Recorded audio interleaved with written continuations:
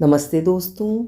आज सुनिए वरिष्ठ साहित्यकार गिरजा कुलश्रेष्ठ जी की लिखी हुई कहानी एक मौत का विश्लेषण। गिरजा कुलश्रेष्ठ जी बाल साहित्य की भी चर्चित एवं प्रतिष्ठित रचनाकार हैं। प्रस्तुत है उनकी कहानी एक मौत का विश्लेषण मेरी जुबानी। मैं हूँ सीमा सिंह। बहुत बुरा हुआ, भगवान दुश्मन को भी ये दिन न दिखाए। गल्ला मंडी के बाबू रामरज शर्मा के घर कोहराम मचा हुआ था। दरवाजे पर लोग समा नहीं रहे थे। पिछली रात उनका मंझला बेटा सोमनाथ नहीं रहा। अनहोनी हुई है। 30-32 साल की उम्र ही तो थी। बहू को देख कलेजा फटता है।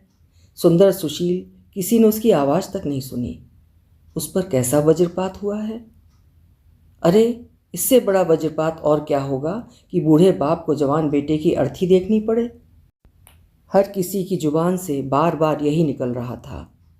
ऐसे अवसरों पर कहे गए शब्द महज औपचारिक होते हैं, उनका संबंध अक्सर हृदय से नहीं होता। लेकिन यह एक जवान बेटी की मौत थी। उस समय सब शोक संतप्त परिवार को सांत्वना देते हुए खुद भी शोक में आकंठ डूबे हुए थे। सोम की माँ सुशीला देवी, जो हर माँ की तरह बेटे के अच्छे हो जाने की उम्मीद पाले हुए थी और अंत तक अनगिनत देवी देवताओं को मनाती रही। हे मेरी शीतला मैया, नंगे पांव तेरी साथ जाते करूँगी। हे गिरिराज जी महाराज, साल भर तेरी परकम्मा लगाऊंगी। हे मेरे कुल देवता। अब वो यथार्थ की ठोकर से माटी की पुरानी दीवार की तरह भरभरा कर जमीन पर गिरी पड़ी थी और भगवान को कोसते हुए करहा रही थी। भगवान बैरी हो गया, निर्मोही, अब क्या करूं, कहाँ जाऊं, और कहकर जार जार रो रही थी। धीरज रखो सोम की अम्मा, कितना ही रो, क्या कोई लौटा है जो वो लौटेगा। औरतें पल्लू से आंख नाक पोंछती हुई बिलखती माँ को समझा रही थीं। जरा रंजू को तो देखो, उसके सामने तो पूरी जिंदगी पड़ी है बहन। रंजू, रंजना, सोम की औरत नहीं दुश्मन। औरतों की बात सुन माँ के हृदय में अचानक बगुला सा उठा। वही तो सोम को खींचकर हमसे दूर अपने मायके ले गई नौकरी के लिए। बताओ तो, इस घर में कौन सी कमी थी, कौन सा खोट था हमारे पैसे में। गोपाल वैद्य ने ठीक कर दिया था, ना वहाँ जाता ना दोबारा बीमारी उभरती। अच्छा भला हो गया था, जाने कैसे कब बीमारी ने फिर पकड़ लिया। वहाँ कौन ध्यान देता, माँ बाप थोड़ी थे जो। माँ का दुख माँ ही जाने। लेकिन इस समय रंजना के लिए ये सब कहना सहायता के लिए खड़े किसी दीन अपाहिज पर डंडे बरसाना ही था। पति के बिना स्त्री का जीवन बिना छत वाले घर जैसा होता है। फिर वो नवयुवती हो, बेरोजगार हो, उस पर 2-2 बेटियों का भार हो, तो उसकी असहायता व पीड़ा का कोई अंत नहीं। इसे कौन जानता है कि सुंदर सुदर्शन पति के साथ बिताए क्षणों की मधुर यादों की पीड़ा से कहीं ज़्यादा अब उसके लिए दुखद थी पति की अभेद्य सी निसंगता, खामोशी। कभी कुछ बताया ही नहीं, बस सब ठीक है का भाव चेहरे पर चिपकाए हमेशा मुस्कुराता रहा, जैसे उसे कभी कोई परेशानी या उलझन थी ही नहीं। हमेशा उसे खुश रखने के सपने दिखाने वाला उसका जीवन साथी उसे दुखों की दरिया में डुबा कर चला गया। हर सवाल को अनुत्तरित छोड़कर कि आखिर उसे क्या परेशानी थी जिसे जीवन संगनी को भी नहीं बता सका।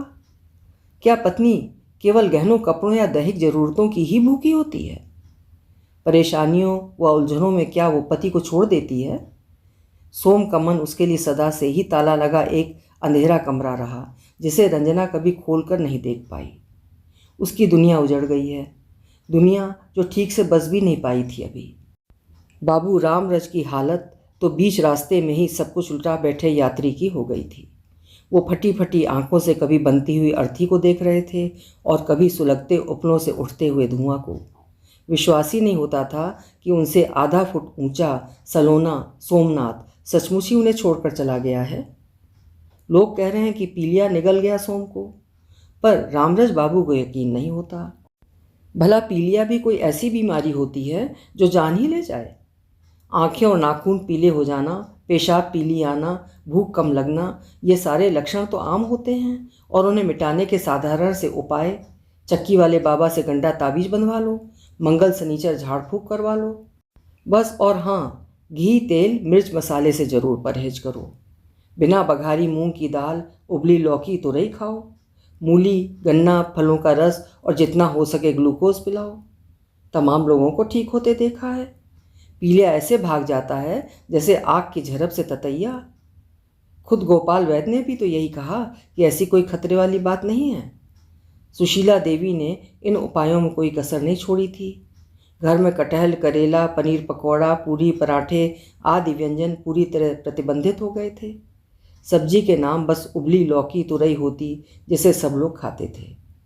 सब्जी मंडी से सुबह सुबह मूली, पालक और चुकंदर के थैले भर भर कर आ ही जाते थे।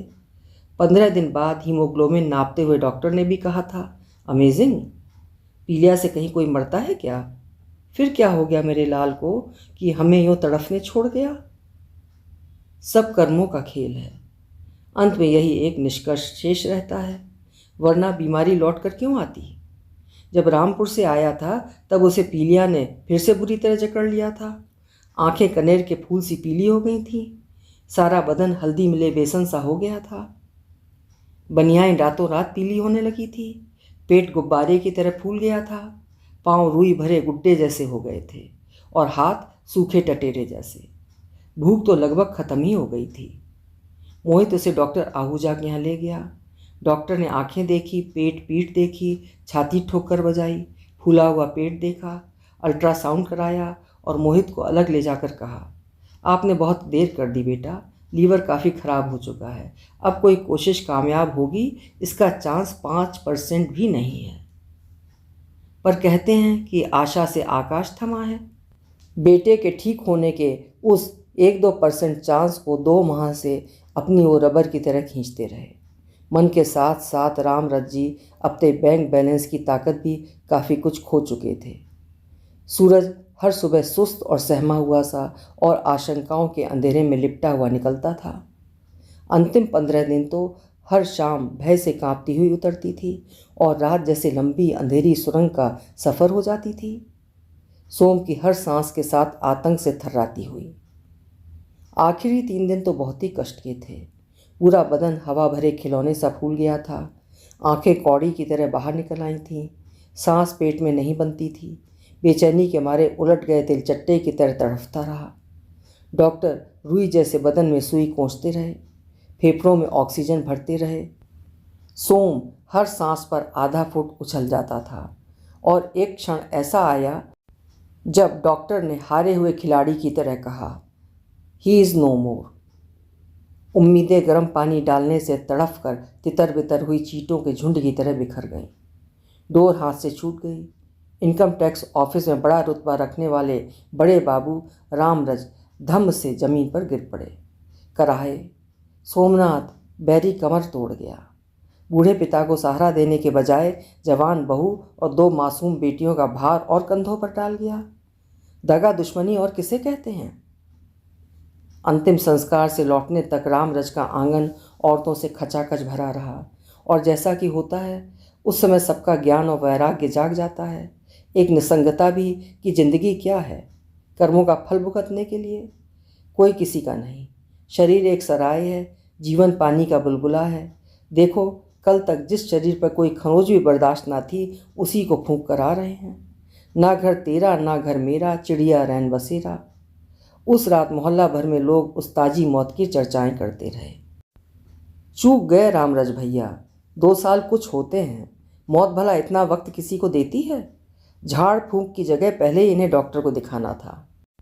अरे होनी जो ना कराए, ऐन वक्त पर आँख कान सब मुंद जाते हैं।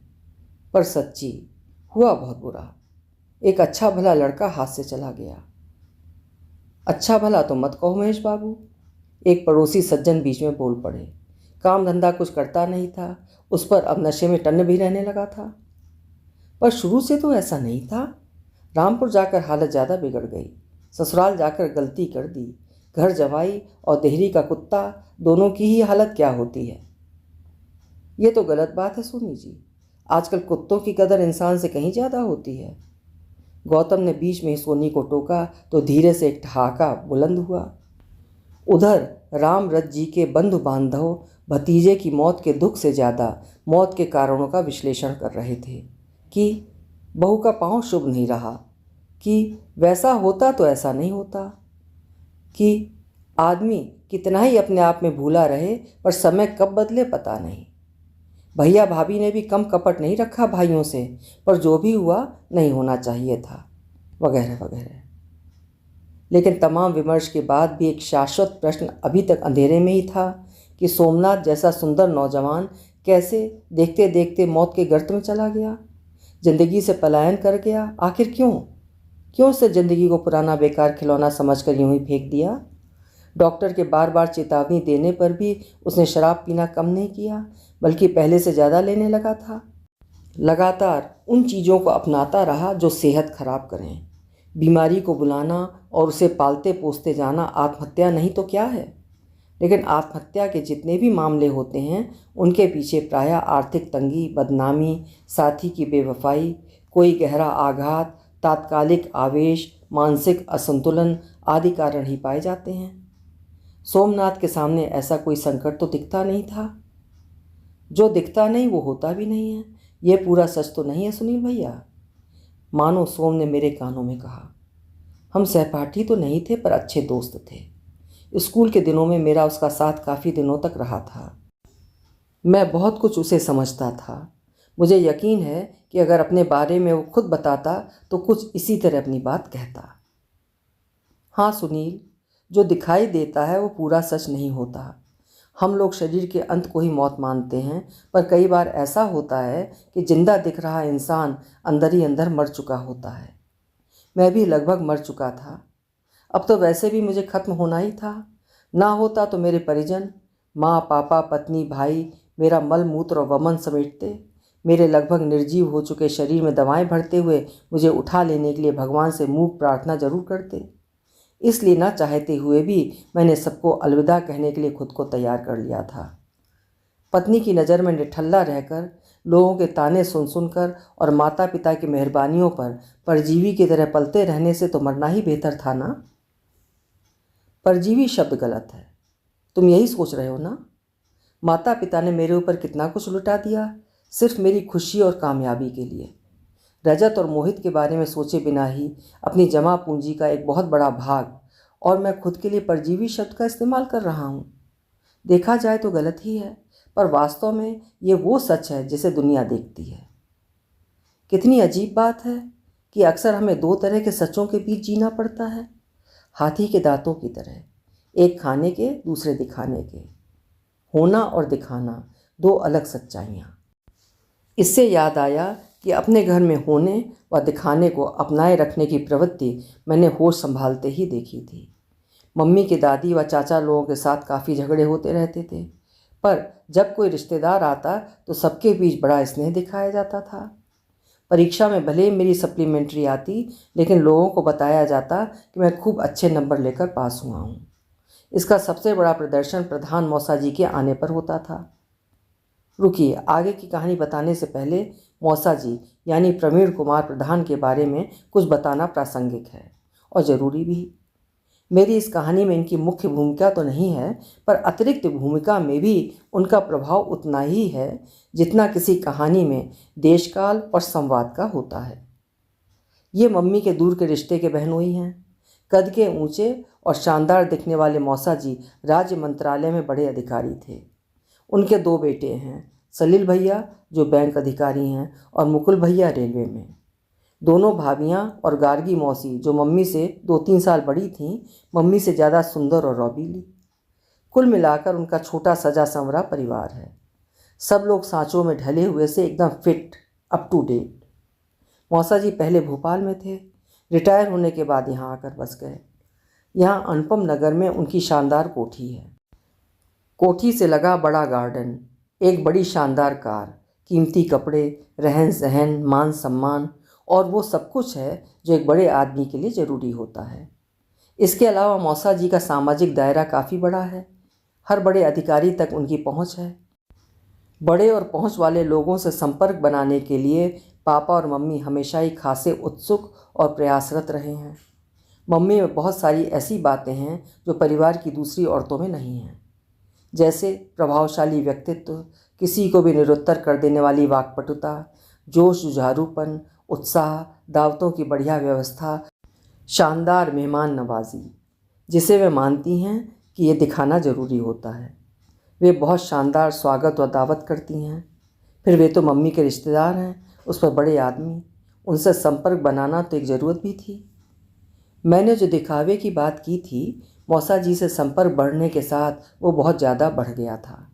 मुझे खूब याद है कि मौसा जी के आने की सूचना पाकर हमारे घर में बड़ी तैयारियां होती थीं। कमियों को वैसे ही छुपाया जाता था जैसे किसी मंत्री के आगमन पर आनन फानन में सड़कों के गड्ढे छुपाए जाते हैं। फालतू कपड़े, पुरानी मैली चादरें अलमारियों में ठूस दी जाती थी। अंदर वाले कमरों के पर्दे खींच दिए जाते थे। बकस में से नई चादर, तकिया कवर, चटाई और नई क्रॉकरी निकल आती, जो किसी खास मेहमान के लिए ही खरीदी गई थी। साधारणतया हमारे घर में एक ही सब्जी बनती थी, वो भी मौसम की कोई सस्ती सब्जी, लेकिन मौसा जी के खाने का खास इंतजाम होता था। सब्जी में मटर मशरूम, शाही पनीर, मलाई कोफ्ता, यहाँ तक कि उनके लिए चिकन, मटन और महंगी शराब जैसी चीज़ें भी जुटाई जाती थीं। शराब की बोतलें उन्हें वे लोग दे जाते थे जिनका कुछ खास काम पापा करते थे। पापा को शराब की लत मौसा जी के संपर्क में आने के बाद ही पड़ी थी। एक बार पापा ने मना भी किया, पर मम्मी कहती, अरे अच्छा लगेगा कि वे अकेले पीते रहें, कुछ नहीं होता, आजकल हर बड़ा आदमी पीता है। फिर यार, ये कोई ठर्रा थोड़ी है जिसे गरीब मजदूर पीते हैं, मौसा जी भी जोड़ देते। मौसा जी के आने से पहले हमारी क्लास ज़रूर लगती थी कि देखो बेटा, जब वे लोग सब आएँ तो उन्हें मुस्कुरा कर नमस्ते करना, उनके पाँव छूना और शोर शरारत बिल्कुल नहीं करना। उनके बच्चों को देखा है कितना धीमे बोलते हैं। रज्जी, मोहित, सुनो, नाश्ते के समय वहीं मत खड़े रहना भुक्कड़ों की तरह। वो खाने को बुलाएं तो भी मना कर देना, बाद में तो तुम्हें सब कुछ मिलेगा ही। सोम, तू उन्हें टिंकल टिंकल वाली कविता ज़रूर सुनाना। मुझे मौसा जी का आना अच्छा लगता था। मौसी जी, भैया, भाभी सब घर में मुझे ही ज़्यादा पसंद करते थे। सलील भैया मुझे हीरो कहते थे और मौसा जी स्वीट बॉय। पापा मम्मी मानते थे कि जिसे मौसा जी ने पास कर दिया उसने मानो सारी परीक्षाएं टॉप कर लीं। सो हर बात में मेरी ही पसंद चलती थी। कपड़े कैसे हों, खाने में सब्जी कौन सी बने, सीडी किस फिल्म की मंगवाई जाए, मम्मी कौन सी साड़ी पहनकर शादी में जाएं, इन सब में मेरी ही पसंद पूछी जाती थी। मैं अपनी नज़रों में भी बहुत बड़ा और बहुत ख़ास हो गया था। मौसा जी आते तो घर में उत्सव का माहौल बन जाता था, पर जाते तो एक शून्य सा छोड़ जाते जिसमें हम अपने आप को छोटे सिक्कों वाली रेजगारी महसूस करने लगे थे और रेजगारी को बड़े नोटों में बदलने के मंसूबे भी बनाने लगे थे। मम्मी उनके घर में जैसे पर्दे, चादरें, सोफ़ा देखती वैसे ही, बल्कि उनसे अच्छे लाने की कोशिश करती। वे पापा को याद कराती रहती कि गार्गी जीजी को देखा कितने सुंदर सेट पहने थी, कि तुम 2-3 अच्छे सूट सिलवा लो, अच्छा नहीं लगता कि जब देखो वही 2-1 जोड़े पहनते हो, कि बैठक में एक नया सोफ़ा डलवा लो। और इस तरह उस शून्य को भरने के लिए कोई न कोई नया सामान लाया जाता। सच कहूँ तो मौसा जी के आने से पहले हमारा ऐसा कोई सपना नहीं था जिसे पूरा करने में इतनी जी जान लगाई जाए। दादी और चाचा लोगों सहित हमारे घर का माहौल बहुत ही सादा था। हमारी छोटी छोटी संदूकचियों में संभाल कर रखे छोटे छोटे गिने चुने सपने थे जिन्हें हम आसानी से पूरे कर सकते थे। छोटी छोटी खुशियाँ थीं जो आसानी से हासिल थीं, जैसे चलाने के लिए एक साइकिल, भले ही सेकेंड हैंड हो, मिल गई। दीपावली पर कपड़ों का नया जोड़ा आ गया, इमली के झुरपुट में फंसी पतंग उतार ली, या पापा हमें बड़े पार्क में घुमाने ले गए। फिल्म देखने वीसीआर मंगा लिया और ज़्यादा हुआ तो 10 रुपये में 2-3 घंटे के लिए वीडियो गेम ले आए।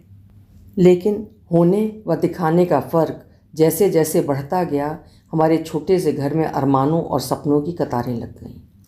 हमें अपनी स्थिति किसी बड़ी कोठी के सामने पुरानी शैली में चूना माटी से बने छोटे से घर जैसी लगने लगी और उस घर को कोठी में बदलने की कवायद शुरू हो गई, बिना किसी आवाज़ के।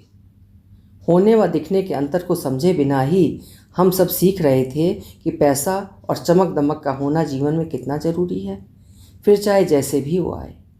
हालांकि आकांक्षाओं को विस्तार देना और सपने बुनना गलत नहीं है। खुद मौसा जी कहा करते थे कि सपने ज़रूर देखना चाहिए, देखोगे तभी पूरा कर सकोगे। लेकिन उन्होंने ये नहीं बताया और हमने जानना भी नहीं चाहा कि सपनों को पूरा करने का एक सही रास्ता भी मालूम होना चाहिए, कि साइकिल पर कार के साथ रेस लगाकर सपने पूरे नहीं किए जाते, वो भी बिना अपनी क्षमता का अनुमान लगाए।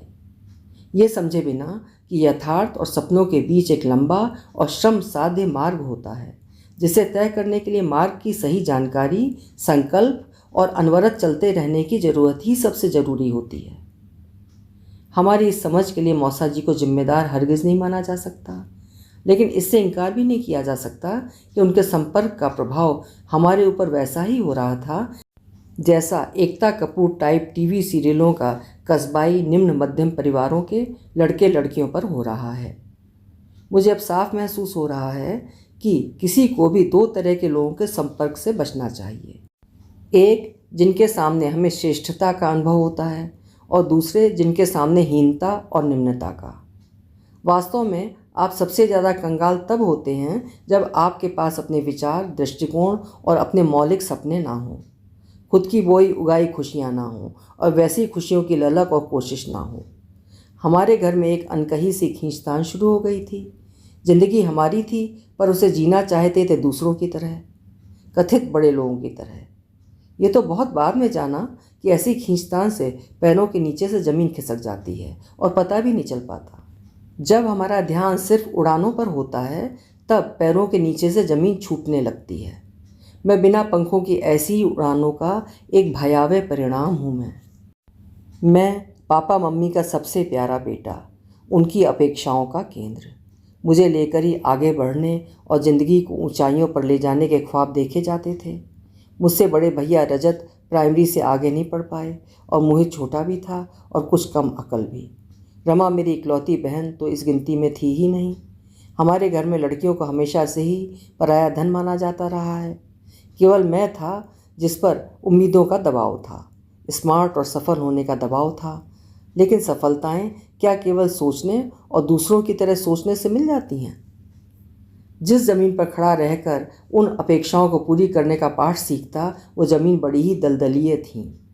कोई इस पर खड़े होने की भी नहीं सोच सकता था, चलना तो दूर।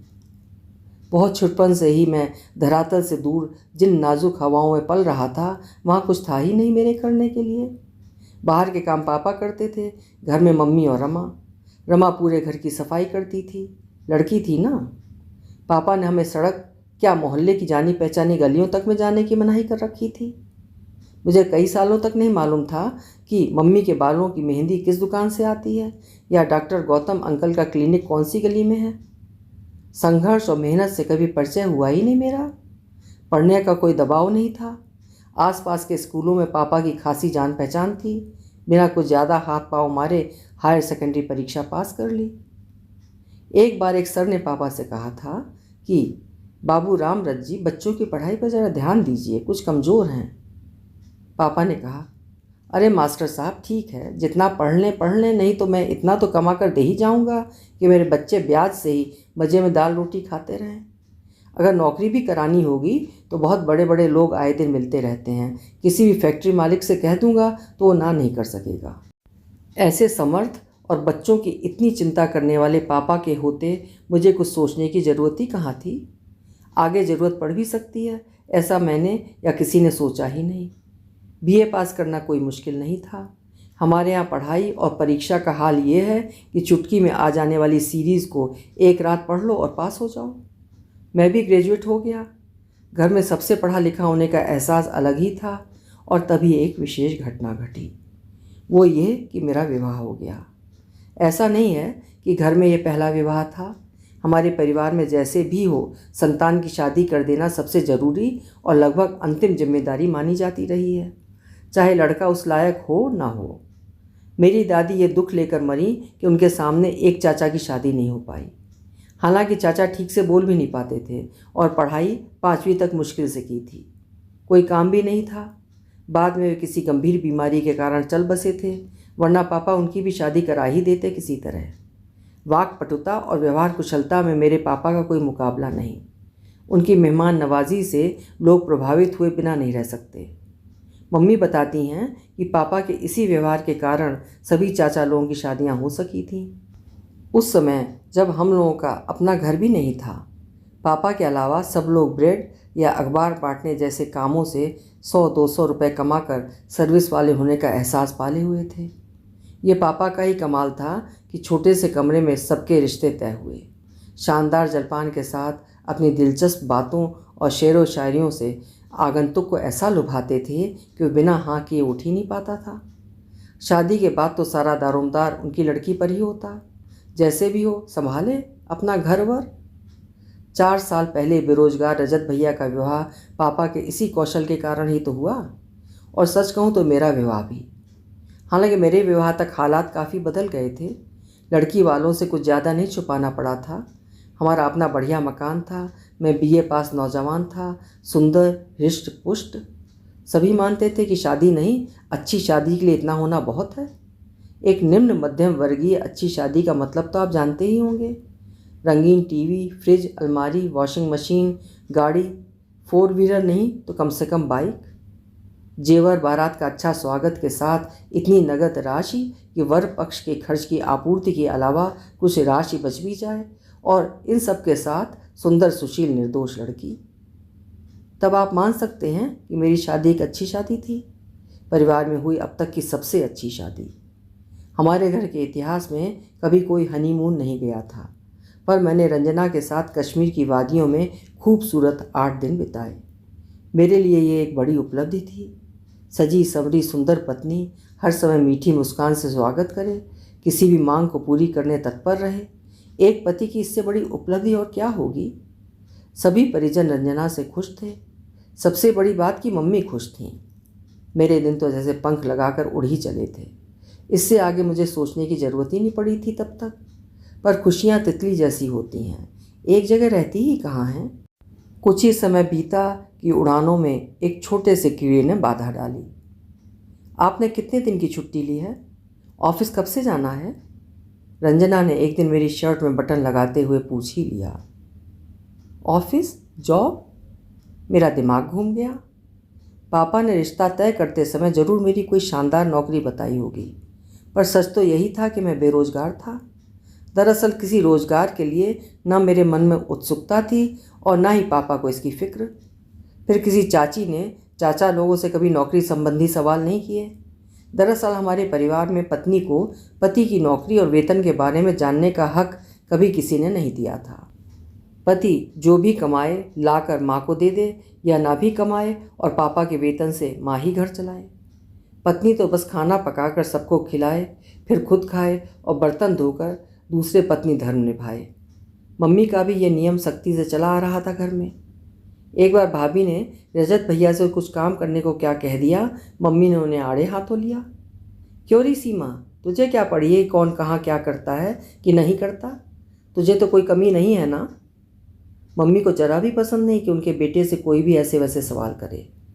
माँ का इस तरह बेटों की ढाल बनना परंपरा थी, लेकिन रंजना दूसरी चाची और भाभी जैसी तो थी नहीं कि जो पति से कभी सवाल ही न करे। उसने परंपरा तोड़ते हुए मुझसे साधिकार सवाल किया और मैं असहाय सा उत्तर तलाशने लगा। जाना क्यों नहीं, बस सोच रहा था कि तुम्हारे साथ कुछ समय और बिता लूँ, फिर तो काम की वजह से तुमसे बात करने की फुर्सत भी न मिलेगी। ये तो अच्छी बात है, मैं तो बस ऐसे ही जानना चाहती थी कि आपका ऑफिस है कहाँ। होगा यहीं से कोई 8-10 किलोमीटर।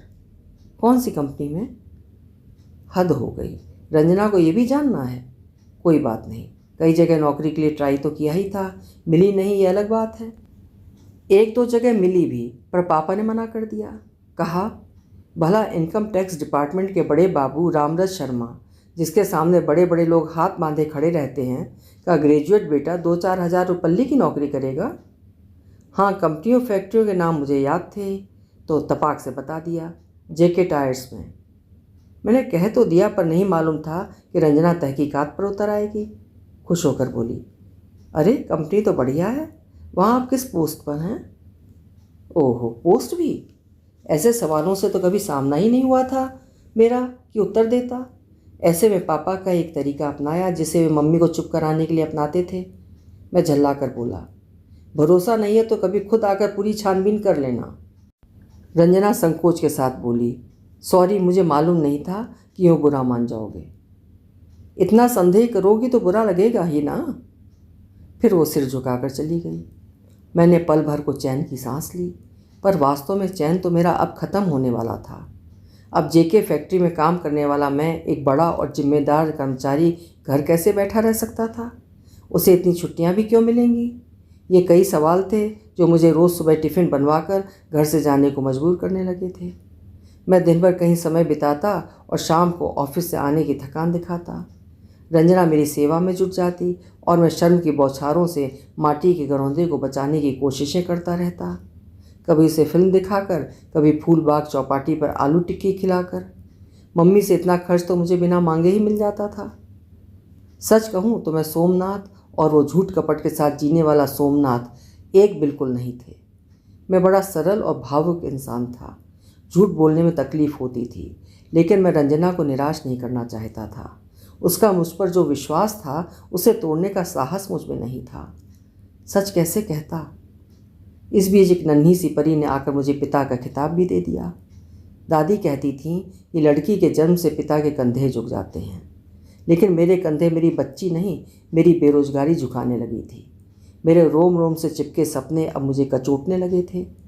अब सचमुच नौकरी की तलाश में यहाँ वहाँ चक्कर काटने लगा था, लेकिन जो काम मुझे मिलता उसे मैं कर नहीं सकता था, क्योंकि शुरू से ही कुछ छोटा सोचने व करने की आदत ही नहीं थी। और जहाँ मैं नौकरी करना चाहता था वहाँ मुझे कोई पूछता भी नहीं था। उन्हीं दिनों मुझे तनाव से उबरने के लिए शराब का सहारा लेने की आदत पड़ गई, जो उन दिनों घर में सहज ही उपलब्ध थी। रंजना से छुपकर हर हफ्ते 2-3 लिफाफे स्पीड पोस्ट से भेजता था। कंपटीशन एग्ज़ाम भी देता था, पर उसमें पास होने के लिए पढ़ाई व तैयारी भी तो चाहिए होती है। मैं असफल होता रहा और माँ चुपचाप मेरी असफलता और हताशा पर वात्सल्य का लेप लगाती रही। मेरे बेटे की मेहनत में कोई कसर नहीं, भाग्य ही साथ नहीं दे रहा है। कहते हैं औरत के भाग्य से भी पति की गृहदशा सुधर जाती है, पर रंजना का भाग्य भी तो ऐसा नहीं निकला। ब्याह से पहले तुम्हारे पापा की नौकरी नहीं थी, मेरे आने के महीना भीतर नौकरी का आदेश हो गया था। रंजना सिर झुकाए सुनती रहती थी, पर मैं उसकी मनोदशा समझकर भी कुछ नहीं कर पा रहा था। पापा की सिफारिश पर मुझे एक जगह नौकरी मिली भी, हिसाब लिखने का काम था। जगह भी ठीक थी, पर पता चला कि मेरी हैसियत वहाँ चपरासियों जैसी थी। भला मैं सोमनाथ शर्मा, रामरज शर्मा का बेटा, किस साहब के झूठे गिलास उठाएगा, किसके लिए 5 सिगरेट लाएगा, किसकी मेज का कपड़ा बदलेगा और क्यों? क्या मैंने ऐसा सपना देखा था जीवन का? पापा ने सुना तो बोले, ऐसी तैसी में जाए ऐसी नौकरी, मैं कोई दूसरा इंतज़ाम करता हूँ। पापा को हमेशा यही विश्वास रहा कि पैसे से कुछ भी हासिल किया जा सकता है। सच कहूँ तो इसी विश्वास ने मुझे वहाँ लाकर खड़ा कर दिया था जिसके आगे कोई रास्ता था ही नहीं। पर उन्हीं दिनों एक रास्ता मिलने की उम्मीद जागी थी। पापा के ही किसी रिश्तेदार ने बताया कि एक सुनहरा मौका है सोमनाथ के लिए। पापा ने कहा, जितना भी रुपया लगेगा दूंगा, बशर्ते नौकरी पक्की हो। वैसे नौकरी कौन सी है? पक्की? अजी साहब 110% पक्की, रेलवे में टीसी की जगह है। रेलवे में? पापा के मन में सूरज सा चमका। यानी कि सेंट्रल की नौकरी? यहाँ तो स्टेट की नौकरी के ही लाले पड़े थे। देश भर में घूमो आराम से, वेतन भी अच्छा ही है। और फिर खालिस वेतन पर काम आजकल कौन करता है? वेतन पर ही निर्भर होकर क्या पापा तिमंजिला मकान तान पाते? क्या रिश्तेदारों में इतनी इज्जत बना पाते? पापा ने मेरी उस नौकरी के लिए 3 लाख रुपए ऐसे दे दिए मानो वे नौकरी नहीं, मनपसंद मिठाई खरीद रहे हैं। मुझे हैरानी हुई कि सब्जी तक के लिए पैसों की तंगी बताने वाली मम्मी को 3 लाख रुपए अखरे नहीं, बल्कि खुश होकर सबसे कहती, देखना हमारा बेटा जिस दिन नौकरी पर जाएगा मैं भजन मंडली को बुलाऊंगी, माता का जागरण होगा और शुद्ध घी की बूंदी बांटूंगी। उन दिनों हमारा घर बरसाती डबरों की तरह उत्साह से लबालब भर गया।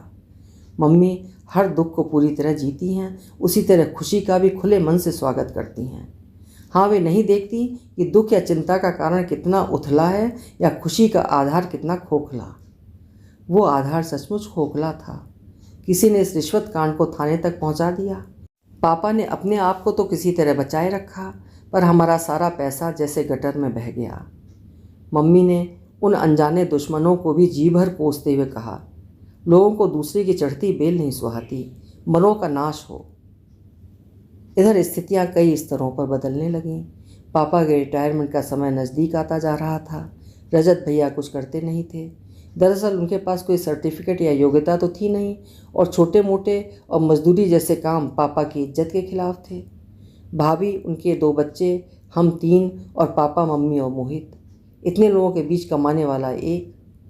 मम्मी भाभी पर अपनी खींच उतारती तो भाभी मुझे सुनाकर कह देती, हमारी रूखी सूखी रोटियां भी अखर रही हैं और जिसके ऊपर लाखों रुपए लुटा दिए उससे कोई शिकायत नहीं। मेरे पास चुपचाप शर्मिंदा और हताश होने के अलावा कोई चारा नहीं था। तभी हमें एक और ज़बरदस्त झटका लगा। मंझले चाचा का लड़का सीए हो गया और छोटे चाचा की लड़की सरकारी स्कूल में शिक्षिका बन गई। ये वे ही चाचा थे जिनके ब्रेड दूध बांटने और ऑटो चलाने जैसे छोटे मोटे कामों और निम्न स्तरीय रहन सहन को पापा मम्मी अपने परिवार की बेइज्जती समझते थे। कभी मौसा जी को उनके बारे में नहीं बताया था और उनसे एक निश्चित दूरी बनाए रखते थे। मोहल्ले वाले कहने लगे कि जो भी हो, शिवचरण और हरीश के बच्चों ने बढ़िया लाइन पकड़ ली। अरे भाई, माँ बाप ने पूरी ईमानदारी से मेहनत भी तो की है। भगवान ऐसे लोगों की नहीं सुनेगा तो किसकी सुनेगा। अब हमारे घर में फिर से वैसे ही अभाव रोज़ पैदा होने लगे, अपेक्षाकृत पीड़ादायक और कलहकारक अभाव। मैं ग्लानि में डूब जाता। ये सब मेरे कारण ही तो हो रहा था। कई बार सोचता कि अपनी समस्या मौसा जी या चाचा को बताऊं, कुछ सलाह मांगूं, पर मम्मी की हम सभी को सख्त हिदायत थी कि खबरदार, घर की बात कभी बाहर मत कहना। बंद मुट्ठी तो लाख की, खुल गई तो फिर खाक की। मम्मी क्या जाने कि मेरा तो सब कुछ खाक हुआ जा रहा था। मन को उड़ने की आदत हो गई थी और पंख जैसे बढ़ने से पहले ही काट दिए गए थे। उधर तमाम सुरक्षा के बावजूद रंजना दूसरी बार गर्भवती हो गई। मम्मी तो खुश हो गई, उन्हें पोता मिलने की उम्मीद जागी हुई थी, पर फिर बेटी। मैं बेटी के जन्म को निराशा से बिल्कुल नहीं देखता, लेकिन उसे पालने बढ़ाने की कुव्वत भी तो होनी चाहिए। बढ़ते हुए खर्चे घर में अशांति फैलाते जा रहे थे, पर सबसे बड़ा कारण था कि जिन लोगों से मैंने छुपकर थोड़ा बहुत पैसा उधार लिया था, वे अब घर आकर तमाशा करने की धमकी देने लगे थे। इज्जत खाक में मिल जाने का भय अलग। तब मैं क्या करता, कहाँ से लौटाता पैसा। वे मेरी शानदार घड़ी और बाइक जो मुझे ससुराल से मिली थी छीन कर ले गए। बाइक चोरी हो गई। मैंने घर आकर पसीना पोंछते हुए कहा। मम्मी पापा ने ज़्यादा कुछ नहीं पूछा, पर रंजना की मूक उपेक्षा कह रही थी कि मेरी कहानी में कोई दम नहीं। उसने मेरे ऊपर गहरा वार करते हुए कहा, मेरे घर वालों को ही नहीं, मुझे भी तुमने धोखा दिया है। मेरे घर वाले क्या जाने कि उनका दामाद इंजीनियर तो क्या चपरासी भी नहीं है। मैं रंजना को क्या कहता। उसकी एक एक बात सही थी, पर उसे सहन करना भी तो आसान नहीं था। मैं अकेला पड़ गया। ऐसे में मेरा सहारा केवल शराब थी। उन्हीं दिनों मुझ पर पीलिया ने हमला किया। हालांकि पापा मम्मी के प्रयासों के कारण ठीक तो हो गया, लेकिन शराब लेना मेरी ज़रूरत बनता जा रहा था, जिसे डॉक्टर ने मेरे लिए जहर बताया था। घर में वो आसानी से उपलब्ध भी थी, पर घर में ना भी मिलती तो कैसे भी बाहर से ले लेता। लड़खड़ाता हुआ घर आता। रंजना सबके सामने शांत रहती, पर अकेले में खुद पर, बच्ची पर और मुझ पर गुस्सा उतारती थी। मैं उसका अपराधी था, दोस्तों का कर्जदार था, माता पिता पर भी बोझ ही था। मुझे खुद से ही इतनी निराशा हुई कि अपना अंत करना ही सही लगा, और एक दिन मैंने फांसी लगाकर समस्याओं को अलविदा कहना चाहा। फांसी? हे भगवान, कितना कष्टमय होता है यूँ मरना, जैसे पूरा शरीर नाक और आँखों से एक साथ निकलना चाहता है, रोम रोम चीखना चाहता है, पर गला कस जाता है। उफ! पर रमा ने देखा तो चिल्ला उठी। मुझे ऐन वक्त पर बचा लिया गया। उस समय मम्मी मेरे ज़्यादा करीब थीं, पर रंजना उतनी ही दूर। उसने दुख और हिकारत के साथ कहा, यूँ ज़िंदगी से भागना बुज़दिली है। अगर हमसे ज़रा भी लगाव हो तो कुछ करो, बेकार भटकते हुए वक्त मत गुजारो। मैं अब और ज़्यादा नहीं सह सकती। रामपुर में भैया ने अच्छी नौकरी देख रखी है। माँ का पल्ला छोड़कर अपने पाँव पर खड़े होना सीख लो। 2 बेटियों के बाप हो। ये मुझे शर्मिंदा करने और झकझोरने के लिए काफ़ी था। मैं पिछले साल रामपुर चला गया। वहाँ एक कंपनी में सेल्समैन की नौकरी थी। रहने के लिए रंजना के भाई ने एक कमरा हमें दे दिया था। एक गृहस्थ के रूप में वो मेरे जीवन की पहली सीढ़ी थी, पर मैं संतुष्ट नहीं था। मेरे लिए वो बहुत कमज़ोर और छोटी सीढ़ी थी जो छत तक नहीं पहुँचाती थी। 2 बच्चों व पत्नी के साथ एक परिपूर्ण व्यक्ति के जीवन की क्या ऐसी कल्पना की थी मैंने। घर से, मम्मी और पूरे परिवार से दूर रहने की आदत भी जरा सी नहीं थी मुझे। अकेले ही पथरीले कर्तव्य पथ पर चलने का अभ्यास ही कहाँ था। मुझे नहीं मालूम कि कांटे हटाकर रास्ता कैसे साफ किया जाता है, मुश्किलों का दरिया कैसे पार किया जाता है। जाने कैसे होते हैं वे लोग जो देश या परदेश में भी बड़े मज़े से रह लेते हैं। शाम को मैं थका हारा घर लौटता तो रंजना मुझे हौसला देने व प्यार मनोहार करने के बजाय बड़ी ही निसंगता से सब्जी का थैला या दवाइयों का पर्चा पकड़ा देती। मुझे मम्मी की याद आती। उफ, एक व्यक्ति की ज़िंदगी ऐसी होती है, क्या ऐसी होनी चाहिए थी? तुमने अभी मिट्टी गारा ढोने वाले या पत्थर तोड़ने वाले मजदूर नहीं देखे, वरना समझ जाते तुम लाखों लोगों से बहुत अच्छा जीवन जी रहे हो। रंजना मुझे एक संवेदन शून्य शिक्षक की तरह समझाती थी। काश मम्मी पास होती, काश कुछ पल उनकी गोद में लेट पाता। पापा के एक दोस्त ने एक बार कहा था कि अगर किसी से बदला लेना है तो उसके बेरोजगार बेटे का विवाह करा दो। मैं ये जोड़ता हूँ कि यह बदला पिताजी से ही नहीं, उसके बेटे से भी लेना होता है। अगर शादी न हुई होती तो मैं इस नौकरी को लात मारकर अपने घर चला जाता।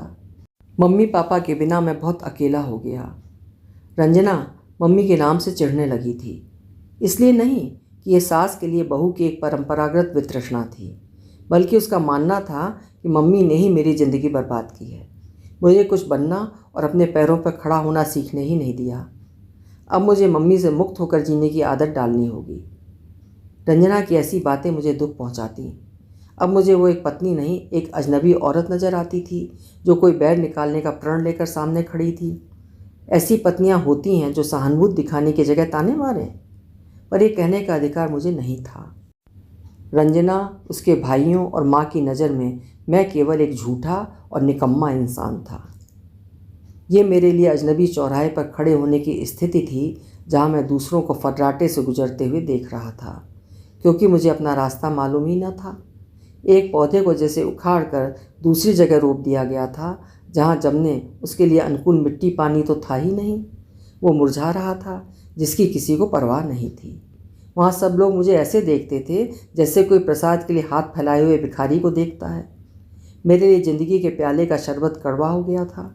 एक शानदार जीवन जीने का सपना मेरे लिए 7 तालों के भीतर रखे हीरे जैसा था। मेरे पास तो एक भी ताले की चाबी न थी। मैं घर से बाहर सड़क पर खड़ा महसूस कर रहा था खुद को। फिर पता नहीं मुझे कब पीलिया ने फिर से घेर लिया। भूख खत्म हो गई। रंजना ज़्यादा झल्लाने लगी थी। उसकी क्या गलती, वो मेरी गलतियों की सज़ा भुगत रही थी। फिर भी वो डॉक्टर को दिखाने की सलाह देती रहती थी। 1-2 बार दिखाने भी ले गई, पर दवाएं काम ही नहीं कर रही थी। जब जीने का जज्बा ही ना हो तो दवाएं क्या करेंगी। काश रंजना मुझे मम्मी की तरह घुटनों पर लिटाकर छाती से लगाकर कह देती कि चिंता मत करो, सब ठीक हो जाएगा, मैं हूं ना तुम्हारे साथ। पर वो अबला क्या करती, वो भी तो घुट रही थी। मैं अंदर से बुझ रहा था। बाहर की रोशनी का अर्थ ही क्या था मेरे लिए। मैं कभी समझ नहीं पाया कि मुश्किलों में भी जीने का उल्लास लोग कहाँ से लाते हैं। कठिनाइयों में भी कुछ कर दिखाने का जोश कहाँ, किस बाजार में मिलता है। लोग कहाँ सीखते हैं ठोकर खाकर भी हंसने का हुनर। मुझे हंसना न सही, जीना तो आ जाता। मौत का रास्ता तो नहीं तलाशना पड़ता। किस हवा ने मन की पूरी नमी सोख डाली थी। लोग कहते हैं कि मुझे शराब ने मार दिया, कि पीलिया में इलाज की लापरवाही से मेरी मौत हुई, या कि बेरोजगारी की चिंता में मैं घुल गया। पर इन सब के ऊपर जो कारण था वो तो केवल मुझे ही समझ में आ रहा था। घर जाने का मन तो होता था, पर हिम्मत नहीं होती थी। रंजना कहती थी कि मम्मी पापा को अपनी परेशानी बताना कर्ज में डूबे हुए व्यक्ति से उधार मांगने जैसा होगा। मुझे भी लगा कि सच ही तो कहती है रंजना। मम्मी पापा को और परेशान करना ठीक भी नहीं है। हो सकता है मम्मी ताने भी मारें कि जाओ और ससुराल में जाकर कमाओ। कितना कमा लिया देखें तो जरा। धीरे धीरे बीमारी सिर चढ़कर बोलने लगी। जीने की कोई चाह नहीं रह गई थी मन में। एक दिन अचानक मोहित मुझे देखने चला आया और मुझे घर ले गया। पता नहीं मोहित किसी काम से आ गया था या ये खून की पुकार थी। मम्मी पापा मुझे देखकर बेहाल हो गए, पर मुझे कुछ चैन मिला, बहुत दिन तक बाहर भटक रहे व्यक्ति के घर आने जैसा। हालांकि मेरी तरह ही किसी को यह नहीं मालूम था कि मैं मुश्किल से 1 माह का ही मेहमान हूँ। मोहित ने ये बात अपने सीने में अंगारे की तरह छुपा ली थी, जिससे खुद झुलसता रहा अकेला। ये कैसी विडंबना थी कि जब मन में उजाले में सब कुछ देखने की चाह जागी, मेरी जिंदगी की गाड़ी अंधेरी अंतहीन सुरंग में प्रवेश कर चुकी थी। मेरा लीवर गल चुका था, खून बनना बंद हो गया था। मैं असहाय मम्मी और रंजना को और कभी कभी मोहित को भी किवाड़ के पीछे रोते हुए देख लेता था। अंदर ऐंठन सी होती, पछतावा भी कि क्यों मैं खुद को ख़त्म करता रहा, क्यों अपनों से, अपने आप से प्रेम नहीं कर पाया, क्यों ज़िंदगी को दूसरों के नज़रियों से बनाना चाहता रहा, क्यों नहीं समझ पाया कि बिना उद्यम के मनचाहा कुछ नहीं मिलता, मिल भी जाए तो हथेली पर रखे बर्फ़ की टुकड़े की तरह जल्दी ही विलीन हो जाता है। पर तब ये सब सोचना बेमतलब ही था। सुनील, तभी मैंने कहा कि जो दिखता है वही हमेशा सच नहीं होता। दुनिया ने शायद ये नहीं देखा कि मैंने जब खुद खड़ा होना चाहा, मेरे सामने सिर्फ एक अंधेरा था, अंतहीन सा अंधेरा। मुझे बड़ी शिद्दत से महसूस हुआ कि मुझे अपने पाँवों की सख्त ज़रूरत है, जो किसी काम के ही नहीं थे। अपनी ही ज़िंदगी जैसे पराई लगने लगी थी। ऐसे लोगों का जीना न जीना कोई मायने नहीं रखता, उन्हें प्रकृति भी बर्दाश्त नहीं करती। सच कहता हूँ, मेरी मौत न शराब से हुई है न बीमारी से। मैंने खुद ही ख़त्म किया है अपने आप को। अभी आप सुन रहे थे गिरिजा कुलश्रेष्ठ जी की लिखी हुई कहानी एक मौत का विश्लेषण। उफ, क्या कहानी थी! कितनी ईमानदारी और निष्पक्षता से सोमनाथ शर्मा ने अपने जीवन और मौत का विश्लेषण किया। आपको कहानी कैसी लगी मुझे लिखकर ज़रूर बताइएगा। कहानी सुनने के लिए बहुत बहुत धन्यवाद। कल फिर मिलते हैं। नमस्कार।